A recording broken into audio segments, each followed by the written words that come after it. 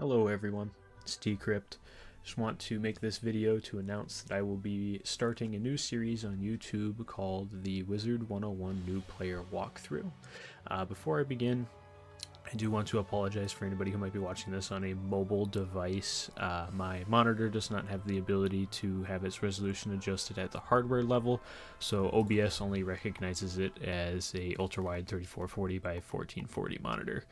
I have tried to fix this several times and haven't been able to do it, so this will probably appear like you're watching the video in theater mode at pretty much all times, so I apologize for that. To get right into the series here, I do want to make this as kind of a guide to help new players, or maybe not even new players, but people who've been playing for a little bit but are kind of struggling their way through the game. To give them an idea of what they can do to either make that experience easier or what they can do to kind of manage the game. There are a lot of very simple systems in this game that kind of come together to make a pretty complex game, so this should help give people a pretty good idea of what they can do to improve their experience in the game. I do kind of want to create this series as a way to simulate the new player experience, but I myself am by no means a new player to the game. I believe my first account was registered back in like 2011, so I've been playing this game on and off for quite a while since then, and I do have quite a few hours in the game, so I am a rather experienced player for sure. I don't want to confuse anybody, with that I'm not a new player, but this is meant for new players. As such, I will also have a couple of rules attached to my gameplay to make it so that I can't use my experience in any way, shape, or form to, invalidate a new player experience. So we'll get into that here. First off, I'm not allowed to use any assistance from any outside account to progress through the game. The second rule is I must make an effort to solo as much of the game as possible. In the event that I can't do something, I have to utilize a feature in the game called Team Up to do it. Team Up is basically just a feature where if you're at a dungeon, you can click a button as soon as you enter the sigil, or before you even enter the sigil, and it will help basically find you teammates to help you run through the dungeon. So if I can't do something by myself, I'll have to use Team Up to do it. And I do want to solo through as much of this game as possible just to show new players, or even, again, experienced players, that there's a lot you can do in this game by yourself, and in the worst case scenario, you still have a way forward. You're not just stuck without, people to help you out. Rule 3 here, whenever Team Up is used to progress in the game, all the players present must be of an organic level. So what I mean by this is if, for example, we run Waterworks and I'm unable to do it by myself and have to utilize Team Up to finish it, all of the players present must be at least less than level 70. It must make sense for them to be there.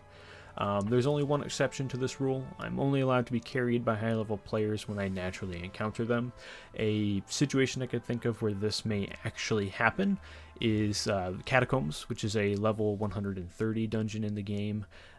It's not exactly uncommon for higher-level players to still be running that dungeon just because the reagents or requirements necessary to get the gear dropped by that dungeon they're pretty high. It's a pretty difficult dungeon in the game, and it takes a lot of time to get the stuff. So there's still plenty of people running that dungeon even today.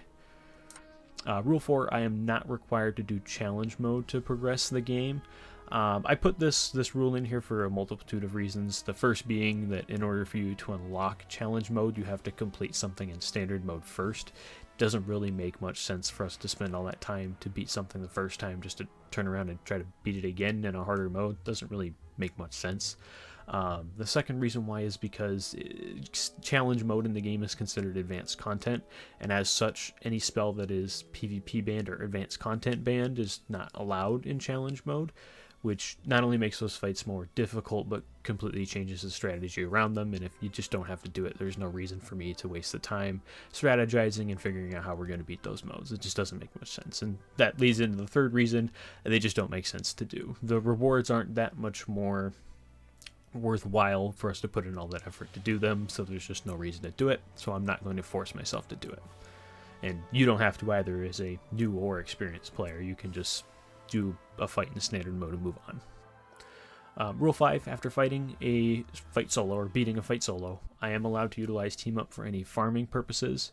Wizard101's gameplay loop is pretty simple in that some of these dungeons we'll be completing and then rerunning multiple times in order to get gear that will help us in future fights.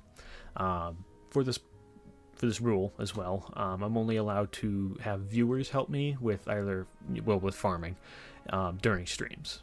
So, and that's even if I ever do any.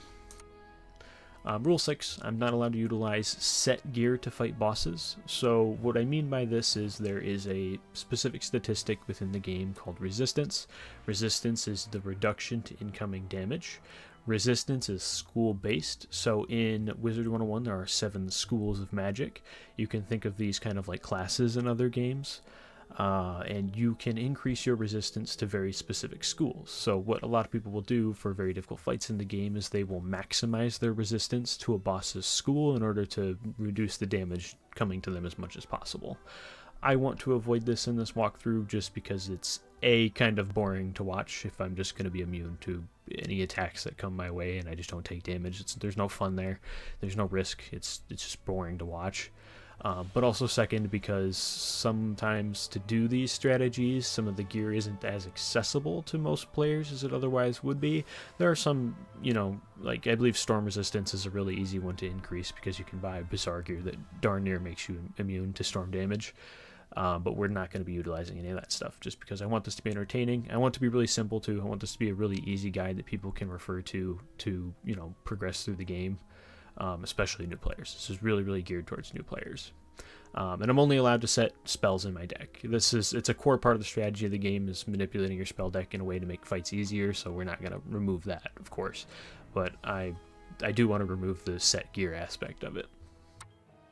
Rule 7, I'm not allowed to spend any of my purchased crowns on anything other than stitching.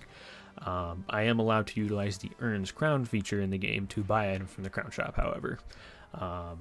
This one's pretty much a no-brainer. Not everybody in this game is going to be buying crowns, and if I'm relying on crowns gear to get through the game, then I'm not really creating a guide, so to speak, so I wanted to remove that. Rule 8, I'm not allowing any pack gear whatsoever. For anybody who hasn't played the game before, Wizard101 has their lore packs, item packs, horde packs, very different packs, and they're basically just like opening cases in other games. You essentially open these for money and you'll get items out of them. It's an entirely RNG mechanic in the game, and some of the more recent packs have made it even more RNG on top of the RNG that they already had, so they're just not great. It's not a great mechanic to rely on for getting through the game, so we're just not going to use it. I even wanted to ban this in the event that I even earn enough crowns to purchase a pack. I still don't want to be buying packs because the RNG mechanic is, I think, harmful for me personally. Alright, the schedule for this series is I will be airing episodes Monday through Thursday, and I'm always going to set these episodes to premiere at 4 p.m. Central Time, so that's when you can kind of stay tuned for these episodes. If you do have any comments or anything you want to leave down in the comment section below, I'll be checking those too. For some of the more boring periods of the game, where you might be doing some of the side content like fishing, I'll actually be going through the content or the comments in these videos and responding to any questions anybody might have, or just looking at comments in general for the previous video. But with that, that's it. I'll see you guys all tomorrow at around 4 p.m. and we'll see what we can figure out. I'll be creating the first wizard for this account tomorrow in that video. For anybody who's curious, the character will be Death, as that's probably one of the easiest soloing schools in the game. But hey, thanks for checking it out, and again, leave a comment down below, and maybe we'll talk about it tomorrow. Bye.